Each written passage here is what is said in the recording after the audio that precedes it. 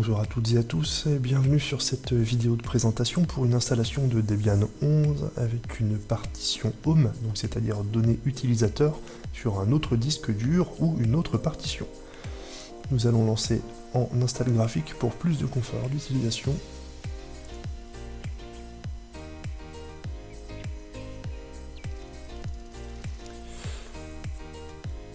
Donc en premier lieu, nous choisirons la langue du système, français pour mon cas, pour la plupart de vous qui allez me regarder également.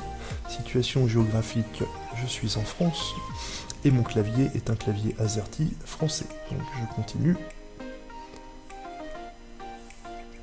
Il vérifie que le support d'installation, donc votre clé USB ou votre disque gravé, même si c'est de plus en plus rare, est bien complètement gravé, sans données corrompues. Cet ordinateur est branché en filaire, donc je n'ai pas à m'occuper de la connexion Wi-Fi, sinon vous aurez les réseaux Wi-Fi qui apparaîtront si votre matériel est compatible, sinon vous aurez peut-être besoin de trouver les drivers nécessaires sur le site de Debian pour les mettre sur une clé USB. Ici tapons le nom de la machine, donc c'est un nom sans majuscule et sans espace, donc on va marquer machine-de test pour notre exemple. Continuer. Le domaine, nous n'en avons pas besoin. Mot de passe root. Le root, c'est le super utilisateur. C'est celui qui pourra faire toutes les modifications du système. Donc tapez deux fois le même mot de passe. Nom complet de l'utilisateur. Le nom, je mettrai Laurent R dans mon cas. Et l'identifiant, ce sera mon prénom en minuscule. Vous pouvez le changer, ça va se remplir tout seul, vous pouvez le changer. Il ne faut ni majuscule, ni point, ni espace. Un mot de passe, je mets un mot de passe très simple pour bien différencier l'utilisateur du super administrateur.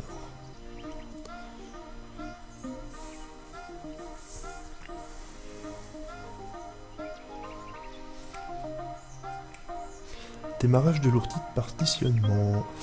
En mode assisté, nous avons le disque entier, tout en disque en LVM, un format différent, ou en LVM chiffré. Dans notre cas, ce que nous voulons, c'est que les données utilisateurs soient sur un autre disque, considérons que nous avons un petit ordinateur trouvé d'occasion avec un disque interne de 32 Go, comme il arrive qu'on en trouve pas cher.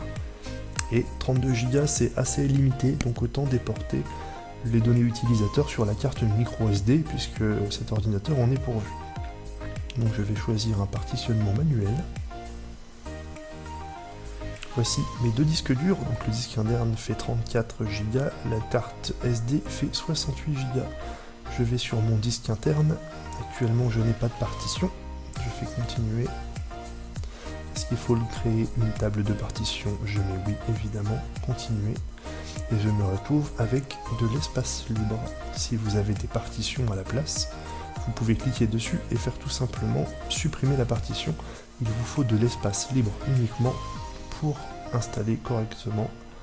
Donc je prends le deuxième disque dur, je fais continuer et je crée également une table de partition pour avoir mon espace libre. Maintenant nous allons configurer tout ça.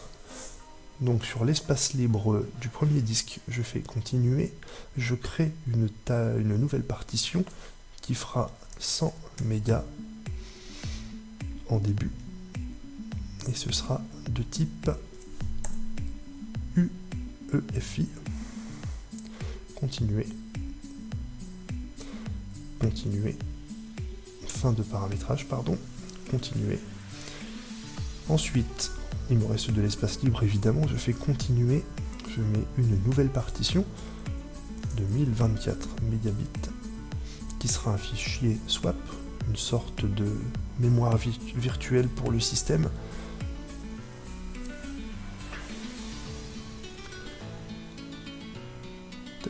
Swap, continuer, fin de paramétrage. Vous pouvez également double-cliquer pour valider votre choix. L'espace libre restant, les 33 Go restants, vont servir pour installer le système. Double-clic, créer une partition, 33 Go, continuer, ça sera bien une EXT4 ici, point de montage, un slash, ça sera la racine du système, fin de paramétrage de cette partition. Maintenant sur le deuxième disque, qui fait 68 Go, c'est là que nous allons donner toutes les données utilisateurs.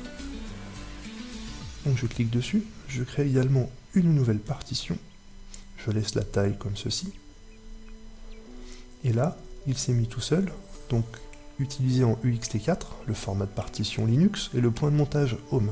Home, c'est l'équivalent du dossier utilisateur sur Windows. Fin de paramétrage, continuer. Je peux lancer l'installation en cliquant sur terminer le partitionnement et appliquer les changements. Continuer. Est-ce qu'il faut appliquer les changements?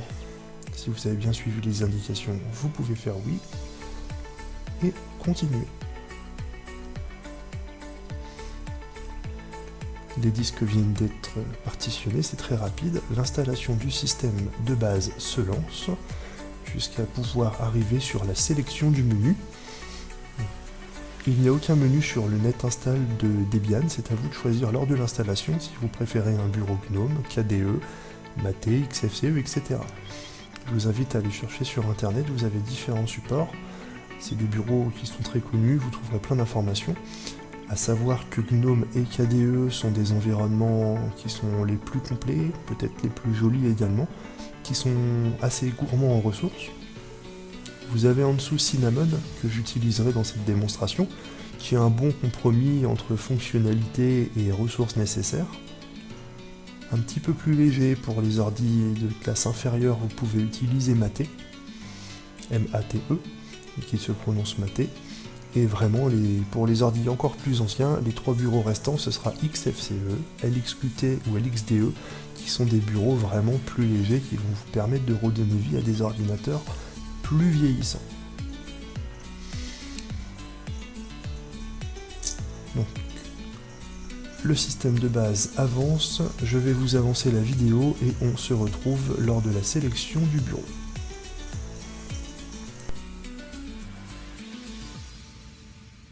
Analyse des supports d'installation à trouver l'étiquette, c'est juste une vérification de la version. Voulez-vous maintenant analyser des médias supplémentaires? Dans notre cas, ce ne sera pas nécessaire, nous allons faire non, continuer. La gestion des paquets, nous sommes en France, nous allons rester sur les sources Debian officielles directement. Serveur mandataire, nous n'en avons pas besoin dans la plupart des cas. Si vous en avez besoin, vous en êtes forcément au courant.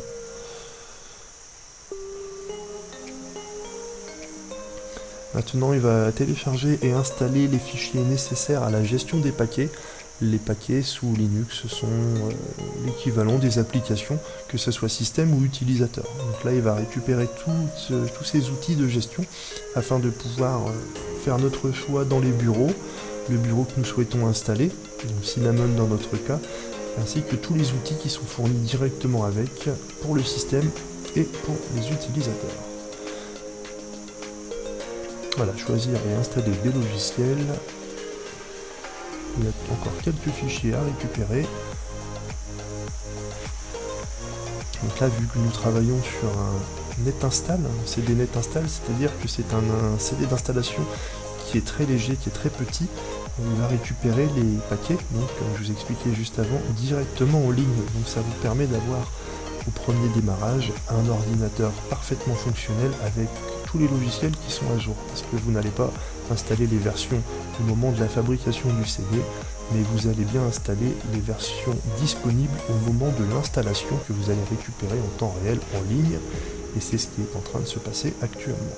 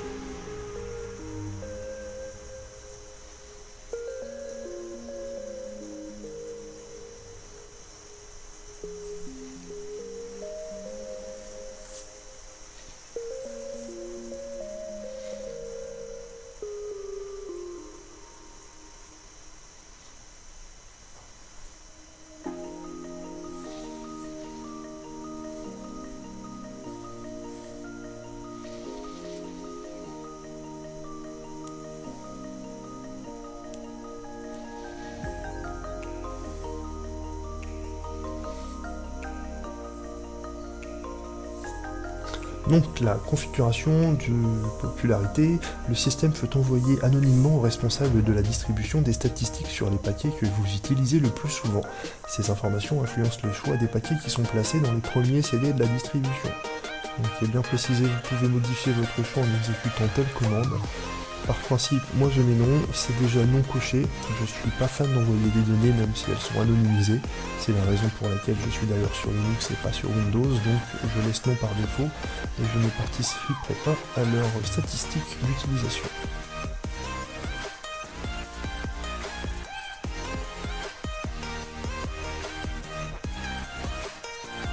Et donc nous voilà à la sélection du bureau. Donc utilitaire usuel du système, ça vous allez pouvoir le laisser cocher, c'est tous les utilitaires qui vont permettre d'avoir un gestionnaire de fichiers, un gestionnaire de compression basique, un gestionnaire de tâches, etc. Donc des choses complètement nécessaires.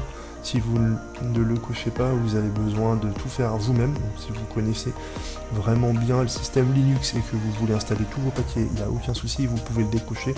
Si vous voulez une distribution prête à fonctionner, vous laissez l'utilitaire usuel, vous décochez l'environnement de bureau Debian et GNOME, ou vous le laissez cocher en fonction de vos besoins. Moi j'ai dit que pour ce test, j'installerai le bureau Cinnamon. Donc je coche Cinnamon et utilitaire usuel du système et je fais continuer. Donc là on va arriver sur le moment où il y a énormément de paquets parce qu'on va récupérer tous les utilitaires du système, du bureau, etc. ainsi que tous les accessoires fournis parce que chaque bureau est fourni avec son propre gestionnaire de fichiers, de tâches, etc. Donc là, il y en a pour un certain temps dans la récupération, il y en a pour autant de temps dans l'installation. Ce que je vais faire, c'est que moi je vais vous accélérer la vidéo et on se retrouve une fois que tout ceci est bien avancé.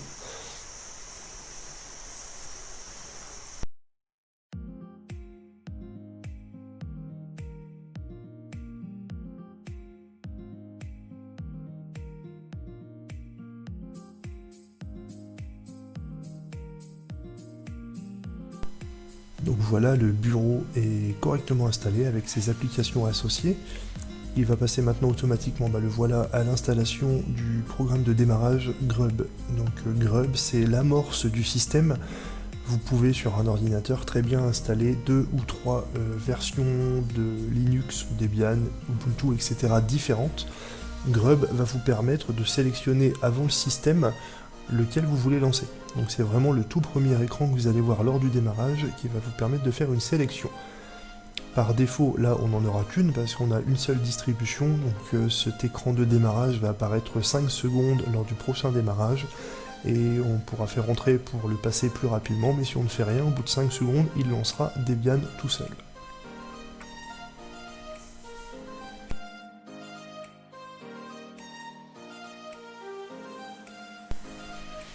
Voilà, donc l'installation est terminée, vous allez pouvoir maintenant démarrer le nouveau système. Veuillez vérifier que le support d'installation est bien retiré afin que le nouveau système puisse démarrer. Donc là, nous retirons notre clé USB, il nous suffit de faire continuer et l'ordinateur va redémarrer.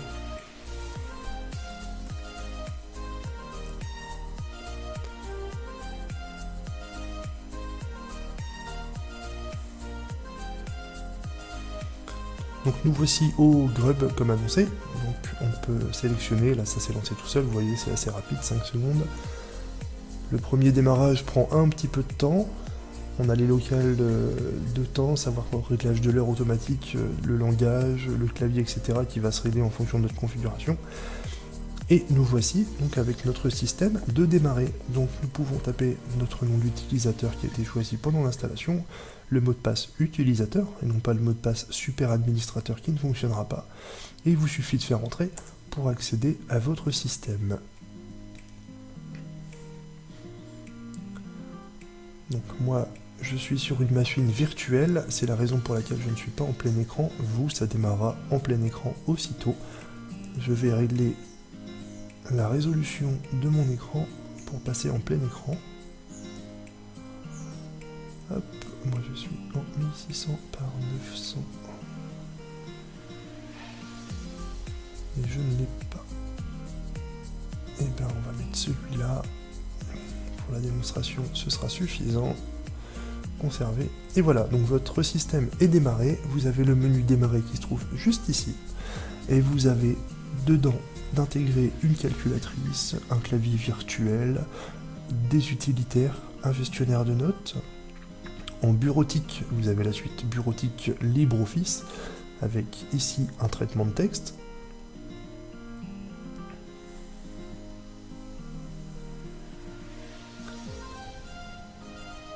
Donc là on est sur les premiers démarrages, évidemment ça prend plus de temps, les applications n'ont jamais été lancées, ce qui signifie qu'elles n'ont jamais été décompressées et qu'elles n'ont pas préparé encore leurs données. Donc une fois qu'elles ont été lancées, évidemment après les utilisations suivantes sont beaucoup plus rapides. Voilà, donc la vitesse de Linux. Donc là, ce n'est pas en français, il y aura quelques petits paquets supplémentaires à configurer. Je vais vous expliquer tout ça dans une prochaine vidéo, mais je continue quand même le tour. Donc bureautique, Writer, le gestionnaire de texte. Vous avez Calc pour les tableaux. En graphisme, vous avez GIMP, un équivalent open source et libre de Photoshop. Inkscape, j'ai une utilisation un petit peu plus spécifique, je ne maîtrise pas le produit, je ne m'avancerai pas trop à le décrire, je peux juste vous dire que c'est du dessin vectoriel. Sur internet, nous avons Firefox, le navigateur par défaut intégré sur la plupart des distributions, en version ESR. Debian ne fournit que des versions stables à long support, donc la version ESR c'est la version Firefox avec un long support. D'autres outils que je n'utilise pas, Xchat, Pingin, Thunderbird, c'est un gestionnaire de courrier électronique comme Outlook. Moi je ne l'utilise pas parce que j'ai uniquement des boîtes mail en ligne, des jeux intégrés, on pourra toujours en ajouter d'autres. Un logiciel de gravure si votre ordinateur est pourvu d'un graveur, un lecteur de vidéo, un lecteur de son, des outils d'administration, un réglage pour les préférences. Et dans l'outil d'administration, vous avez également une Logitech. Donc si on va sur Logiciel, bienvenue dans Logiciel, vous pouvez rechercher directement une application juste ici pour pouvoir l'installer. On va voir par exemple un lecteur audio qui s'appelle Clémentine. Voilà, lecteur de musique. Il me suffit de faire installer. Et là on me demande le mot de passe root, donc c'est-à-dire super utilisateur. Donc je n'ai pas sur Linux à aller chercher comme sur Windows en ligne dans les navigateurs au risque de récupérer une mauvaise version, une version peut-être avec un virus, etc. Sur Linux, vous pouvez tout faire depuis la Logitech directement. Tous les logiciels qui se trouvent dans la Logitech sont des logiciels qui ont été testés par la communauté Debian, qui sont stables, qui ne poseront pas de soucis, qui sont parfaitement intégrés au système. On peut également installer d'autres applications qui ne sont pas dans les dépôts, avec les petits risques d'instabilité que cela peut provoquer, même si dans la Logitech intégrée, on peut déjà avoir énormément de choses pour des utilisations bureautiques qui sont largement suffisantes. Donc l'installation, vous voyez qu'elle est quasiment finie.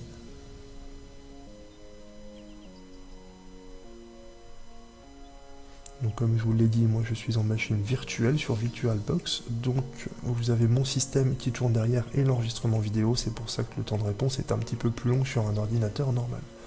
Donc là on peut lancer directement l'application, mais sinon, une fois qu'elle a été installée, quand elle vient directement de la Logitech, elle s'intègre directement dans les catégories.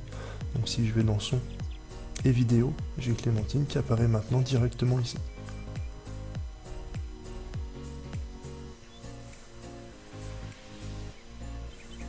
Et voilà. Périphérique, internet, c'est un exemple, tout simplement. Vous pouvez aller fouiller, faire vos courses dans la Logitech. Et c'est également dans la Logitech que vous allez trouver les mises à jour. Donc là, tout est à jour parce qu'on est parti sur un CD net install, donc c'est-à-dire que ça s'est mis à jour automatiquement en prenant les derniers paquets lors de l'installation. Mais quand vous aurez les mises à jour, vous aurez une petite notification. Vous allez sur mise à jour. Vous allez avoir un 2 ou un 4 en fonction du nombre de mises à jour. Vous aurez juste à faire appliquer, redémarrer le système se relancera, les mises à jour seront effectuées. Et voilà, pour cette vidéo de présentation, j'espère que tout ceci vous a plu. N'hésitez pas à vous abonner et également activer la petite cloche pour avoir les notifications lors de la publication de futures vidéos, à partager cette vidéo si vous pensez qu'elle peut être utile à quelqu'un et à commenter si vous avez des questions ou des remarques à faire sur cette vidéo. Merci beaucoup et à bientôt.